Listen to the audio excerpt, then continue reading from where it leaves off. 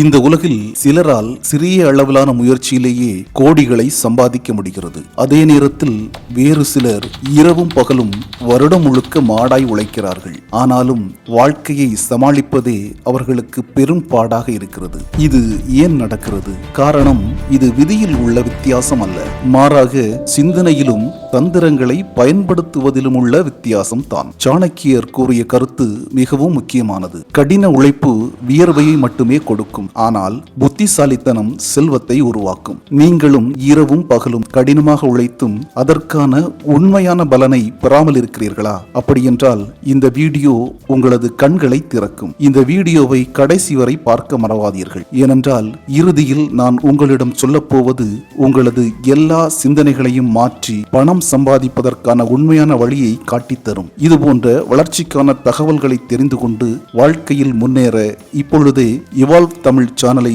Subscribe செய்துவிட்டு வீடியோவை முழுமையாக பாருங்கள். லட்சுமி தேவி உழைப்பினால் வருவதில்லை, மாறாக தந்திரத்தால் வருகிறாள். அதிர்ச்சியாக இருக்கிறதா? ஒருமுறை ஆச்சாரிய சாணக்கியர் தக்ஷசீலாவில் இருக்கும் குருகுலத்தில் தன் சீடர்களுக்கு தந்திரோபாயங்களை பற்றி பயிற்றுவித்துக் கொண்டிருந்தார். சுற்றிலும் நிசப்தம் நிலவியது. அவருடைய மென்மையான ஆனால் தெளிவான குரல் மட்டுமே அந்த இடத்தில் கேட்டுக்கொண்டிருந்தது. அவர் நாட்டையும் அதிகாரத்தையும் பற்றிய தந்திரங்களின் ரகசியங்களை வெளிப்படுத்தி கொண்டிருந்த பொழுது ஒரு இளம் சீடர் பெரும் ஆர்வத்தோடு கேட்டார், ஆச்சாரியாரே, வாழ்க்கையில் நான் லட்சுமி தேவியை அடைய வேண்டுமென்றால் நான் இரவும் பகலும் கடினமாக உழைக்க வேண்டுமா என்று. கேள்வி எளிமையாக இருந்தாலும் அதன் வேர்கள் ஆழமானவை. முழு அறையின் நிசப்தத்தையும் அந்த கேள்வி மாற்றிவிட்டது. சாணக்கியர் சில நிமிடங்கள் மௌனமாக இருந்தார். பிறகு தனக்கு முன்னால் நிற்கும் அந்த சீடரின் கண்களில் தன் கூர்மையான பார்வையை ஊன்றி பதிலளித்தார்.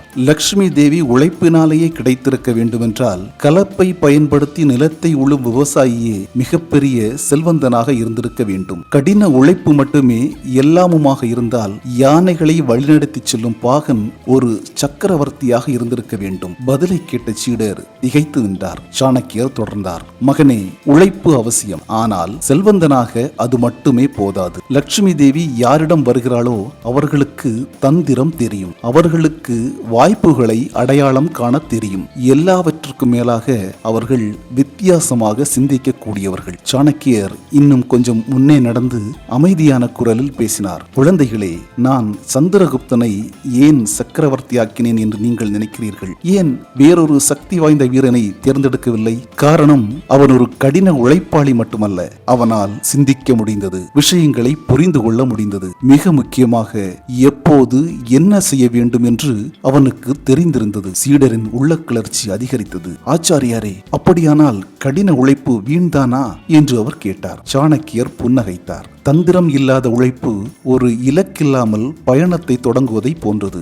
அவன் நிறைய தூரம் நடப்பான், ஆனால் எங்குமே சென்று சேர மாட்டான். சேர்ந்தாலும் அவன் செல்ல வேண்டிய இடம் அதுவாக இருக்க போவதில்லை. அவர் அருகில் உள்ள ஒரு விளக்கை நோட்டமிட்டார். இந்த விளக்கை பாருங்கள், இதில் நெய் இருக்கிறது, திரி இருக்கிறது, நெருப்பும் இருக்கிறது. ஆனால் நீங்கள் அதை காற்றின் எதிர் திசையில் வைத்தால் அது அணைந்து போகும். விஷயங்கள் மட்டும் முக்கியமல்ல, திசை உணர்வும் முக்கியம். பிறகு தமக்கு முன்னால் அமர்ந்திருந்த அனைத்து சீடர்களையும் பார்த்தார். நீங்கள் அனைவரும் வெறும் உழைப்பில் மட்டுமே ஈடுபட்டால் நீங்கள் நல்ல ஊழியர்களாக மாறுவீர்கள். ஆனால் உங்களால் ஒருபோதும் ஒரு தந்திர ஞானியாக மாற முடியாது. லட்சுமி தேவி ஊழியத்தை பின்தொடர மாட்டாள். அவள் ஊழியர்களை வழிநடத்தும் புத்திக்கு பின்னால் செல்கிறாள். ஒரு நாட்டை ஆள்பவன் சிந்திக்கிறவனும் முடிவெடுக்கிறவனும் திட்டங்களை உருவாக்குபவனும் வாய்ப்புகளை அடையாளம் காணுபவனும் ஆவான். மற்றவர்கள் சொல்வதை மட்டும் கேட்டு செயல்படும் மனிதன் வாழ்நாள் முழுவதும்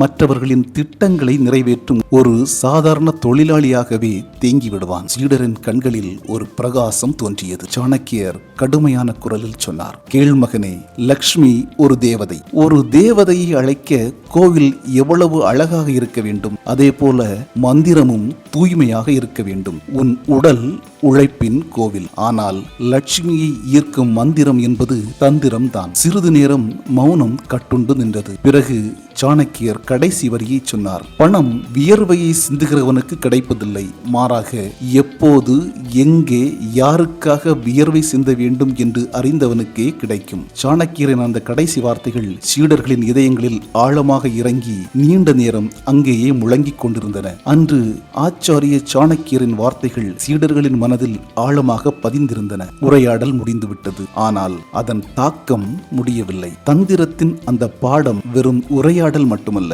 மாறாக வாழ்க்கையை மாற்றக்கூடிய ஒரு பார்வையாக இருந்தது. அதுவே அந்த நாளின் முடிவாக இருந்தது. எல்லோரும் அமைதியாக தங்கள் தியானத்திற்கு திரும்பினர். சில நாட்களுக்கு பிறகு மகதத்தின் தலைநகரில் ஒரு சிறப்பு அவை கூடியிருந்தது. வியாபாரிகள், சிப்பாய்கள், விவசாயிகள், பண்டிதர்கள் என எல்லா பிரிவினை சேர்ந்தவர்களும் அங்கு இருந்தனர். ஆச்சாரிய சாணக்கியர் தான் தந்திரங்களை பற்றி உபதேசிக்க வந்திருந்தார். அவருடன் சக்கரவர்த்தி சந்திரகுப்தனும் இருந்தார். இப்போது அவன் ஒரு ராஜா.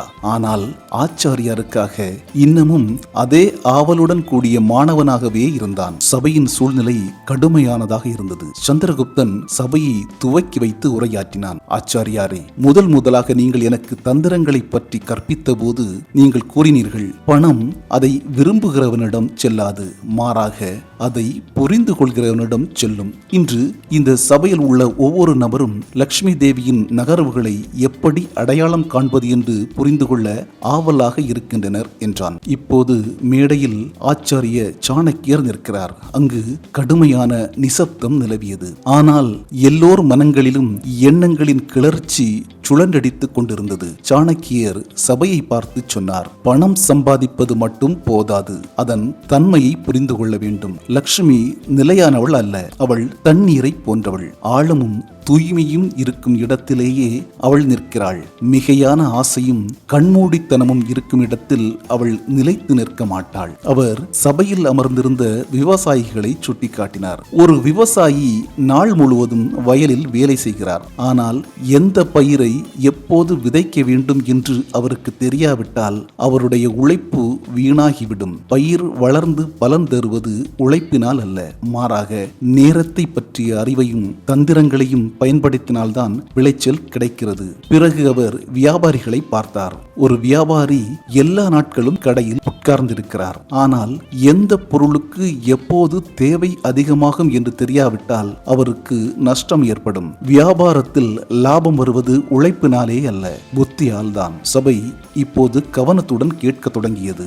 சாணக்கியர் தொடர்ந்தார். லட்சுமி தேவி பணத்தை மதிக்கிறவனுடைய கூட்டாளியாக இருக்கிறாள். பணத்தை மதிப்பது என்பது அதை செலவழிக்க வேண்டிய ஒரு பொருளாக மட்டுமே பார்க்கக்கூடாது. அதை ஒரு வாய்ப்பாக மாற்ற வேண்டும். மற்றவர்களுக்காக வேலைகளை உருவாக்குங்கள். அப்போது லட்சுமி பிரசன்னமாவாள். பிறகு அவர் தனது வார்த்தைகளை இன்னும் ஆழப்படுத்தி சொன்னார். பணத்தின் இயக்கம் இதுதான். அது வேகமாக ஓடுவதில்லை. ஆனால் அதன் பின்னால் ஓடுகிறவன் நிச்சயமாக களைப்படைந்து விடுவான். ஞானமுள்ள மனிதன் தன்னை மாற்றிக் கொள்கிறான். பணம் தானாகவே அவனை நோக்கி ஈர்க்கப்படுகிறது. சபையில் இருந்த பலர் தங்கள் தலைகளை மெதுவாக ஆட்டிக்கொண்டிருந்தனர். தங்கள் வாழ்க்கையில் தாம் செய்த தவறுகளை முதலாக புரிந்து கொண்டதை போல. சந்திரகுப்தன் கேட்டான், ஆச்சாரியாரே, ஒரு ஏழை நீங்கள் சொன்ன விதிகளை பின்பற்றினால் அவனால் உண்மையிலேயே ஒரு செல்வந்தனாக மாற முடியுமா? சாணக்கியர் புன்னகைத்தார். மகனே, நான் உன்னை முதலில் சந்தித்த பொழுது நீ ஏழையாக இருந்தாய். ஆனால் உன் எண்ணங்கள் செல்வமாக இருந்தன. உன்னிடம் பணம் இல்லை, ஆனால் தந்திரங்கள் இருந்தன. லட்சுமி தேவி ஆடம்பரம் உள்ள இடத்திற்கு செல்ல மாட்டாள். அவள் கட்டுப்பாடு, பொறுமை, புரிந்து கொள்ளும் திறன் ஆகியவை உள்ள இடத்திற்குத்தான் செல்கிறாள். பிறகு அவர் சபையை பார்த்து சொன்னார், பணத்தை வெறும் சேமிப்பு மட்டுமே என்று பார்த்தால் அது நிலைத்திருக்காது. ஆனால் பணத்தை சிந்தனையோடு பயன்படுத்தினால் அது எல்லோரையும் செல்வந்தர்களாக்குகிறது, உங்களையும் சேர்த்து. இறுதியாக அவர் ஒரு வாக்கியத்தை சொன்னார். அது சபையில் உள்ள ஒவ்வொருவரின் இதயத்திலும் பதிந்தது. பணத்தை சம்பாதி சம்பாதிப்பவன் கடின உழைப்பாளி மட்டுமல்ல, தந்திரங்களில் திறமைசாலியும் கூட. ஏனென்றால் லக்ஷ்மி உழைப்பினால் அல்ல, புத்தியால் தான் பிரசன்னமாகிறாள். சாணக்கியரின் இந்த கடைசி வார்த்தைகள் சபையில் ஒரு மந்திரம் போல முழங்கத் தொடங்கின. மெதுவாக சூரியன் மேற்கில் அஸ்தமிக்க தொடங்கியது. அதே நேரத்தில் அந்த சபையும் முடிவுக்கு வந்தது. மக்கள் மீண்டும் மீண்டும் ஆச்சாரியரை வணங்கினர். பணத்தின் மீதும் லக்ஷ்மியின் மீதும் உள்ள தங்கள் பார்வையை மாற்றி அமைத்ததற்காக. ஒருவர் சொன்னார், ஆச்சாரியாரே, எங்கள் கண்களை திறந்து விட்டீர்கள் என்று. மற்றொருவர் ஒன்றும் பேசாமல் கைகூப்பி தலையை குனிந்தார். ஏனென்றால் அவருக்கு வார்த்தைகளே வரவில்லை.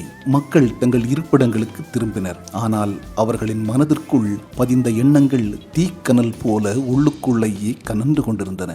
அதே இரவில் வர்த்தகன் என்ற பெயருடைய ஒரு வியாபாரி அமைதியாக சாணக்கியரின் அருகில் வந்தான். அவன் கண்களில் சோர்வு இருந்தது. ஆனால் கேள்விகள் அதைவிட கனமானவையாக இருந்தன. ஆச்சாரியாரே, நான் பல வருடங்களாக வியாபாரம் செய்து வருகிறேன். உழைப்பில் ஒரு குறைவும் வைக்கவில்லை. ஆனால் லக்ஷ்மி வருவது போலவே போய்க் கொண்டிருக்கிறாள். என்னிடம் தங்குவதில்லை. எங்கேதான் எனக்கு தவறு நேர்ந்தது? சாணக்கியர் அவனை பார்த்து புன்னகைக்கவில்லை, ஆறுதல் கூறவில்லை. ஆனால் தீர்க்கமாக சொன்னார், வர்த்தகா, நீ லட்சுமியை உழைப்பினால் பிடிக்க முயற்சி செய்கிறாய். அதே நேரத்தில் அவள் புத்தியால் ஈர்க்கப்படுகிறாள். உன் வியர்வை உன் முயற்சியின் சான்று. ஆனால் தந்திரங்களின் பற்றாக்குறை உன்னை ஏழையாக வைத்திருக்கிறது. வர்த்தகன் தலை குனிந்திருந்தான். சாணக்கியர் மெதுவாக சொன்னார், கவனமாக கேள். இந்த 3 குறைபாடுகள் உள்ள வீட்டிற்கு லக்ஷ்மி ஒருபோதும் வரவே மாட்டாள். கட்டுப்பாடில்லாத செலவு, நிலையான முடிவெடுக்காத தன்மை, தன்னம்பிக்கையின்மை. முதலாவது கட்டுப்பாடில்லாத செலவு. பணம் கிடைத்தவுடன் அதை ஆடம்பரங்களுக்காக செலவழிக்கும் மனிதன் லக்ஷ்மியை அவமதிக்கிறான். அவன் நினைக்கிறான், நான் சம்பாதித்தேன், நான் செலவழிக்கிறேன் என்று. ஆனால் லக்ஷ்மியோ, இவனால் என்னை நிலைநிறுத்த முடியாது என்று சொல்லிக்கொண்டு அவ்விடம் விட்டு நகர்ந்து விடுகிறாள். இரண்டாவது, நிலையான முடிவெடுக்காத தன்மை. பணம் சரியான நேரத்தில் முடிவெடுக்கக்கூடியவர்களிடம்தான் வருகிறது. பார்ப்போம் என்று சொல்லி நேரத்தை வீணாக்கும் மனிதர்கள் வாய்ப்புகளை இழக்கிறார்கள். லக்ஷ்மி வாய்ப்புகளுடன் செல்கிறாள், சோம்பலுடன் அல்ல. மூன்றாவது, தன்னம்பிக்கையின்மை. நான் எங்கே செல்வந்தனாக முடியும்? என் தலையெழுத்தே இப்படி என்று புலம்பிக் கொண்டிருக்கும் மனிதன் லக்ஷ்மியின் வாசலுக்கு வருவதற்கு முன்பே திரும்பி விடுகிறான். தன்னம்பிக்கை இல்லாதவனிடம் பணம் தங்காது. வர்த்தகனின் கண்களில் ஒரு பிரகாசம் தோன்றியது. சாணக்கியர் தொடர்ந்தார், இப்போது என்ன செய்ய வேண்டும் என்று கேள். ஒவ்வொரு நாளின் இறுதியிலும் உன் பணம் பற்றிய முடிவுகளை கணக்கிடு. உன் பணம் எங்கெங்கு செல்கிறது என்பதை அறிந்து கொள்வதே முதல் கட்டுப்பாடு. லாபத்திற்கும் மிகையான ஆசைக்கும் உள்ள வித்தியாசத்தை புரிந்து கொள். சில நேரங்களில் ஒரு வியாபாரம் பெரிதாக தோன்றலாம், ஆனால் அதன் விளைவு செல்வமல்ல, அழிவாக இருக்கும். எப்போதும் லாபத்தை மட்டுமே பார்க்கும் மனிதன் தந்திரங்களை இழக்கிறான். லக்ஷ்மி அவனை அடையாளம் காண்பதில்லை. உன் நேரத்தை வீணடிக்காதே. ஒவ்வொரு கணமும் ஒரு நாணயம் போன்றது. நேரத்தின் மதிப்பை அறிந்து கொள்கிறவன் லக்ஷ்மியின் வேர்களை பிடித்துக் கொள்கிறான். இப்போது ஒரு அமைதி இருந்தது. ஆனால் அது சாந்தியின் மௌனம் அல்ல, மாறாக உள்ளே ஒரு மாற்றத்தை உருவாக்கும் அமைதியாக இருந்தது. சாணக்கியர் இறுதியாக சொன்னார், செல்வத்தின் தேவிக்கு தங்க மாலை தேவையில்லை. அவளுக்கு தேவை நிலையான மனமும் தந்திரங்கள் நிறைந்த மூளையும் தான். அதை கொண்டு மட்டுமே அவளை பிடித்து நிறுத்த முடியும். வர்த்தகன் தலையை குனிந்தான். அன்று அவன் பணத்திற்கான தேடலை விட்டுவிட்டு புத்திக்கான பயணத்தை தொடங்கினான். நண்பர்களே, நீங்கள் இந்த வீடியோவை இவ்வளவு தூரம் பார்த்திருந்தால் நம்புங்கள், நீங்கள் உண்மையிலேயே செல்வந்தராக இருக்க தகுதியுள்ளவர். வாழ்க்கையில் ஏதாவது பெரியதாக செய்ய வேண்டும் என்ற ஆர்வம் உங்களுக்கு இருக்கிறது. அது எல்லோரிடமும் இருப்பதில்லை. பொறுமையும் உங்களுக்கு இருக்கிறது. இப்போது நான் சொல்ல போவது சாணக்கியரின் மிகவும் சக்தி வாய்ந்த செல்வ தந்திரோபாயம் பற்றியது. அது உங்கள் எண்ணங்களை மாற்றிவிடும். பணமும் லட்சுமியும் தானாகவே உங்களை நோக்கி வரும். உழைப்பை குறைத்து புத்தியை அதிகரிக்க வேண்டும். அதனால் கடைசி வரை நிச்சயமாக பாருங்கள். ஏனென்றால் உண்மையான ரகசியம் இப்போதுதான் வெளிப்பட ஆரம்பிக்கிறது. வெறும் உழைப்பாளி தேரின் சக்கரத்தை இழுத்துச் செல்கிறான். ஆனால் சிந்திக்கும் மனிதன் தேரில் ஏறி பயணம் செய்கிறான். ஆச்சாரிய சாணக்கியர் சொல்கிறார், பணம் வருவது உழைப்பினால் அல்ல, தந்திரத்தினால்தான். வெறும் கடின உழைப்பினால் மட்டும் பணத்தை அடைய விரும்பும் மனிதன் வாழ்நாள் முழுவதும் கஷ்டப்படுகிறான். ஆனால் லக்ஷ்மி அவனிடம் வருவதில்லை. லக்ஷ்மி தேவியை தக்க வைத்துக் கொள்ள சாணக்கியர் கூறும் 7 தந்திரங்கள் என்னவென்று பார்ப்போம். முதலாவது தந்திரம், லக்ஷ்மி புத்தியின் ஊழியக்காரி, உழைப்பிற்கானவள் அல்ல. சாணக்கியர் சொல்கிறார், லக்ஷ்மி மூளையை பயன்படுத்தி முடிவெடுக்கும் மனிதர்களை நோக்கி போகிறாள்.